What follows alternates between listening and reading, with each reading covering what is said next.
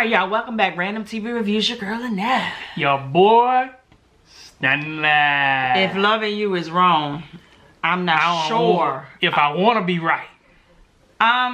We should be used to this by now. My husband had to remind me, listen, you can't Tyler, get mad at Tyler because this is what Tyler does. Do this bullshit every season, a couple of shows away from the finale. Then we go to this bullshit. He slow it down and then speed it up. So we're gonna try to move through it fast because ain't too much to talk about. But when we first start off, we see where we left off last week, where that daggone Eddie has Randall hemmed up in Brad's office talking about some, I'm not gonna let you go until I'm ready to let you go. Long story short, he ended up pulling his gun out on Randall. He was like, look, I'm gonna finish what I started back here on the tree. And the only way you're gonna get up out of here is basically in a body bag. Now, at this point, Brad is sick and tired of Eddie. And he's sick and tired of him too. Yeah, Brad was like, listen, let him go. He was over here to apologize. He said, what are you apologizing for? He said, you know, about my wife. He said, oh, but I just ran up on him and your wife being real cozy a few minutes ago. So Brad was like, what the hell? Wait a minute, huh? So now he don't planted this seed back up in Brad's mind that yeah, something about, you know, something that might have went down again or possibly gonna happen again. Some sit here like, whatever. Brad got him on out the way, and I was like, good, because I'm done. I'm over it. I was just hoping that Randall was just gonna take his fist and hit him between his eyes and knock him so far through that goddamn door, Brad would have to get a new door and a new friend. Because I hope that it would have killed him. First of all, how is you supposed to be a good friend to Brad and you bringing that bullshit to his place where he make his money to make his living? So you go, and if Brad had said shoot him, he would have shot him. Blood would have been everywhere. They would have been in jail. No business. Brad would have been in jail. Eddie would have been in jail. His life would mess up. He'd be broke, busted, disgusted. And you probably can't afford to help him pay nothing because you... Tyler, y'all need to write Eddie out the script. Please. It wouldn't be as exciting because we wouldn't have nothing to be pissed off about, but anyway. So Randall could cover his slack. Yeah. So then we see the scene where Marcy goes over there to visit Shimmer and Lights. And Shimmer and Lights was so happy to see her. And she was like, honey, we about to go shop. We're about to go shopping. And Shimmer and Lights said, hey, when we were rudely interrupted by that crazy son of mine, what was it that you wanted to tell me? She was like, ooh, I forgot. She said, listen, as old as I am, I remember everything. So as young as you are, you know what you wanted to tell me. So what it is. No, not that you remember, it's just old people should nosy. You ain't lying. Uh-huh. Marsha said, oh, what I wanted to tell you was, I'm in love with Brad. She was like, what, a what? You sure? Say it again in my good ear, because my hearing aid is in this ear right here. Say it again? Yeah, say it in this one right here. I said, why you ain't just go ahead and tell Shimmer and Lights? And Shimmer and Lights told her real good. She said, listen, Brad is the rebound man. Let's just go ahead and put it out there like that. Yeah, go on, put it on out there. He gives you what you need, says what you need him to say. He gives money. When I'm in need. When I'm in need. He gave him more than money. Trifling friend indeed. No, that was Alex. And Shimmer and Lights said, listen, what I would advise you to do is just step away from this situation real slowly. And she was like, so what are you trying to tell me? She said, are you asking for my advice? She said, well, kind of. She said, well, my advice to you is to go ahead and let Brad go. Let it go. She said, listen, don't be trying to move on before you don't close out another chapter in your life. That way, clean your own house up. That way you can get your security deposit back. I was like, what you... I like how she said it. Yeah, I like how she said it, but at first I was like, what? Cause you know, older people can come up with some sayings. Cause a bullet ain't got no eyes. Bullet ain't got no eyes. And she basically was saying, listen. And I say this to people even when they ain't married. Like people jump from relationship to relationship to relationship. Bad. And I'm like, how do you ever heal from the previous relationship where you just going and getting another one? You don't. You gotta have a time to just purge, heal, figure out what it is that you want differently than you had before. Yeah, because a new person end up, when the real you comes out, a new person like, who the hell are you? Yeah. And what I got to do with that? So you'll start taking out the anger and the hurt from the previous relationship on the new person. And they ain't did skit to you. You come home 5 minutes late. and you going off on the person. And they be Because like, you, "What did I think out do?" there cheating. He was like, I had to work over. Well, I had to stop. I had to, traffic was bad.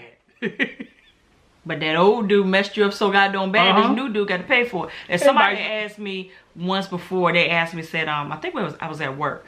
They said, "Do you think that people that are in a process of divorce should be dating?" And I said, no.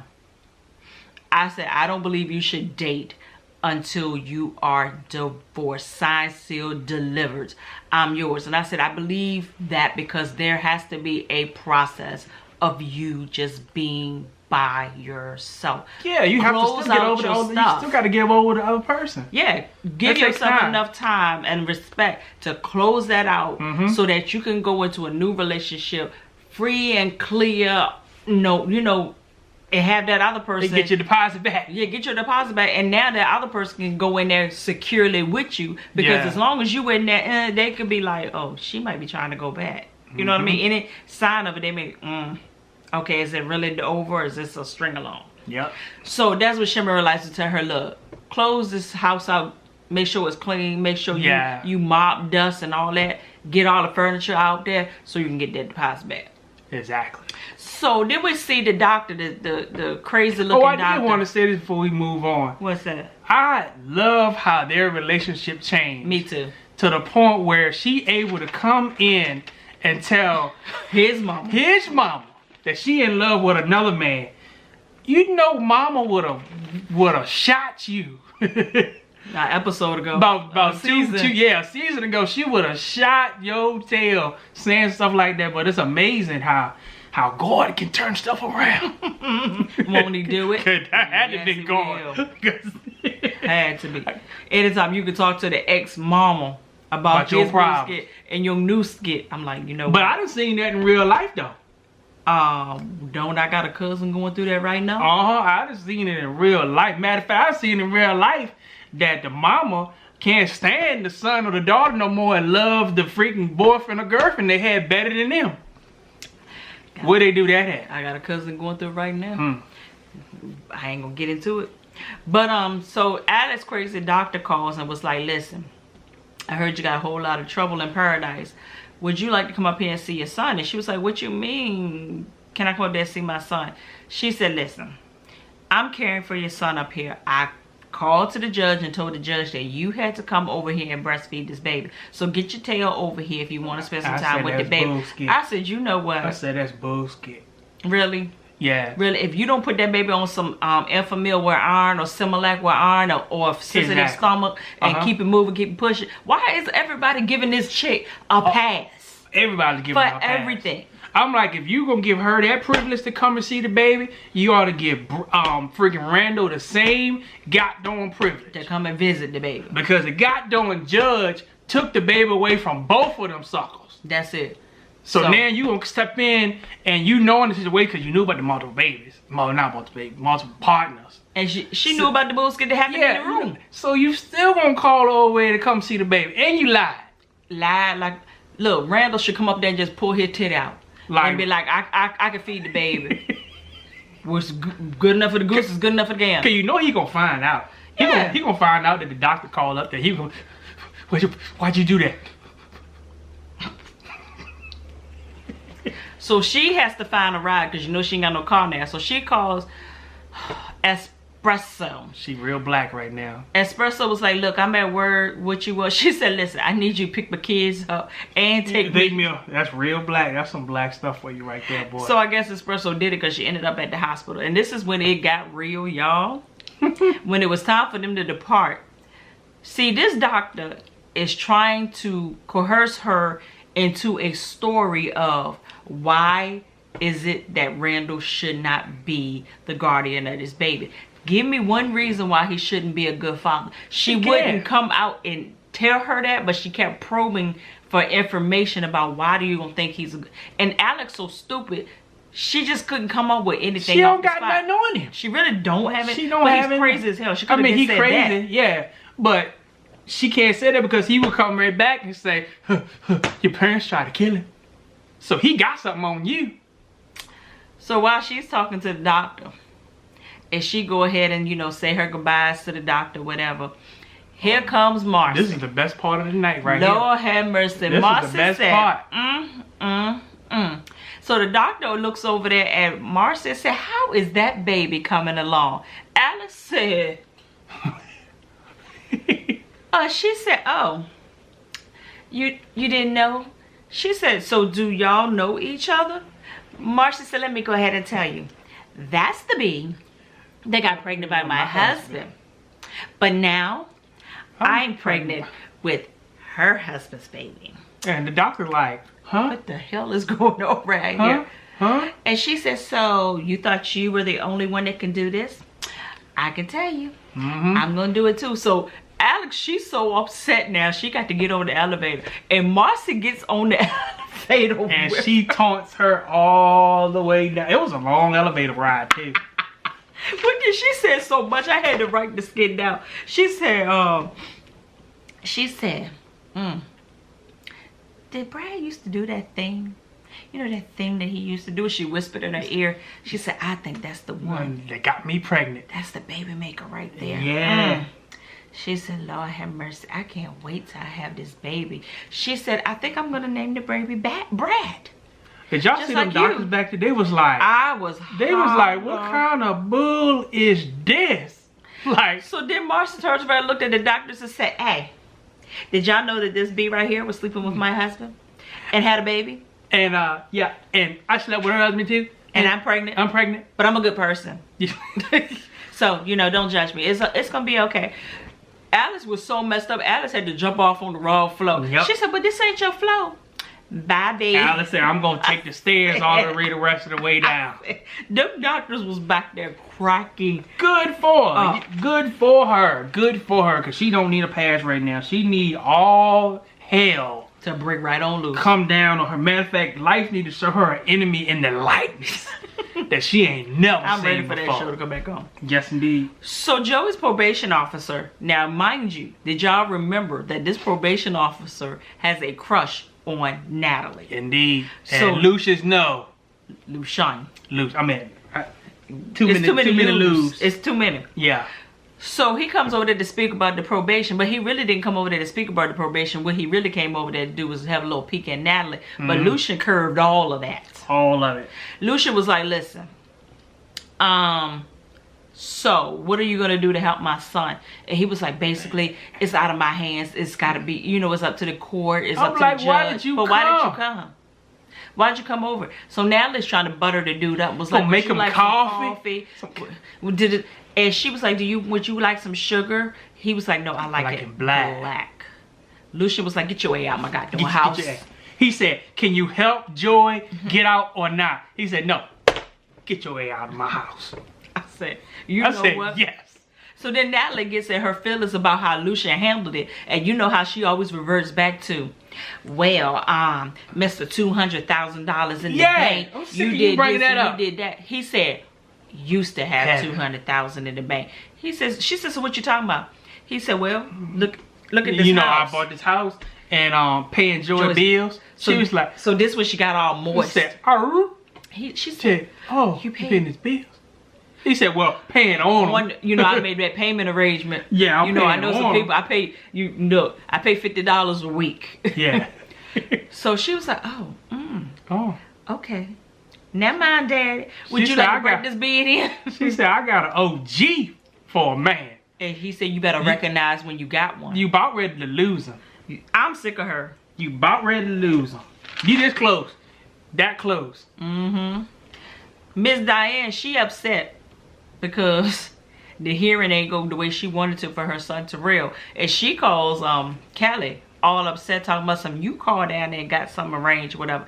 It was a pointless scene. I don't know why. It don't even work like that. No. Yeah, you getting out on parole based upon your behavior in the jail. And having a place to stay. So that's what she was really talking about. He don't have no place to stay. Well, where you stay at, Diane? Where you stay? You just as bitter as you are on this character as you are in real life. The place to stay wouldn't have been the issue because he could have came home with her. So he could have used that. Evidently, she owned a voucher. He can't come home with her. Something is wrong. There is a reason that he cannot come home with mom. And I want to know what it is. Maybe her baby daddy or Well, the daddy don't want him coming there. So then Tipper Haynes from last week, she knocks on over the door over there at Lucian in them house, and she just basically blurts out, "Hey, I came over here to collect a sample from Natalie and Lucian because we want to rule y'all out as part of the homicide of what name, Ramsey, who died in this house." I said, "What the hell?" She said, "I ain't got it. I know. I ain't got nothing to do with that." And she said he died in this house, and Lucian sitting over there like. She said, "Well, that's what the address said. The address said that, you know, he died in this house." I said, "Oh, Lord. So now she gonna get a phobia? You gonna make this man sell his house after he..." No. You better sit over there in the house. Much? Yeah, but she didn't really dwell on it too much. But they kept on, and she was like, "Okay, I don't want my blood down there at the jail because Eddie's crazy as hell down there." And I agree. She's like, no, because basically he'll get my blood and my DNA and he'll plant some bullshit on me, and I ain't for it. And I was with her on that one. Lucia said, "You know what, let's just go ahead and make it do what it do." But Lucia is on the inside. Yeah. So Lucia can make sure that blood go where it's supposed to go and don't be tampered with, we hope. So he said, "I'll go first." And she said, "Well, I'm going to prick you, then I'm going to swab your mouth." He said, "Swab me for what?" She said, "Oh, the DNA test of Alex Montgomery's baby." He said, "What the hell?" And Alex said, and on that note, get your way out the house. Lucia said, "Go, get. No, we ain't doing it." See my elbow just as ashy? Good Lord. I had on long sleeves today. Don't judge me.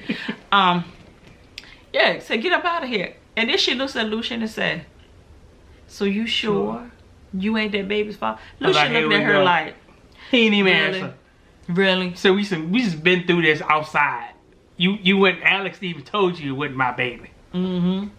And then we see old Julius. Now, how in the world we gonna see Julius right before the season gonna get in? Yeah. Julius called Ben and said, Ben, A, got a good old party get ready to happen tonight." Some good old sweet Colombian. Some Colombian candy. He said, yeah. He was just fiending. He said, "You know what? But for the price of admission, give me Eddie's file. I need Eddie's personal file." He said, "Because I need to know who my enemies are." And I said, "Did you not catch that, Ben? He calling Eddie an enemy, but he been telling y'all Eddie been telling y'all that they working together. Did you catch that?" But he didn't catch it. Nah, and he's too slow to catch it. He said, "You know, I'm gonna see what I can do, but can I bring my girl?" He said, "No girlfriends allowed on this. This is a guy's thing." Party. And I said, either he gonna try to do something to him sexually, because you know he was rubbing up on him that last season, or he gonna do something to Ben. Yep. Like kill him. I said, "Don't you fall for it, Ben." But I ain't even mad. Kill him. Because what y'all did to Pete, kill him. I don't care. So now we see Kelly over there at the police station finally. And she's getting grilled by everybody coming and going. Long story short, Travis had presented the transcript of the text messages. Which Kelly busted them right out the gate. Said, "You can manufacture those all day, whatever." He said, "But what you can do is manufacture the ones that I pulled from Atlantic." Yeah, that ping off the tile. He said, "This pinged off the tile by the bank." And this right here says, read the text message. The text message said, "Can you go pick up my son Justice? And can you swing by the house and check on the stove? Because I believe I left the oven up." Now, Travis got somebody on the inside of Verizon shooting text messages from her phone. It's got to be. Or manufacturing transcripts. So when they call to get a request for the transcripts, they're manufactured too. And then, or Kelly might be booze getting us. I don't know, and I don't even care. I don't care. At this point, yeah. So then she was like, "You know what? I'm done. Put a woman on the case. I'm done because y'all in this chauvinistic mess. I can't do it." And she said, "Unless you got a warrant, I'm leaving." And he said, "But I do." She said, "What?" He said, "I do have a warrant." And he was like, And it went off from there. And I said, Lord have mercy. That goddamn Travis. Why? It's too many crazy people in here. We got Eddie, Randall, Travis. Natalie's on the brink of being crazy. Brad is on the brink. Now the other crazy one, Rusty, he dead. Thank God. Who else on there crazy? I think that's it.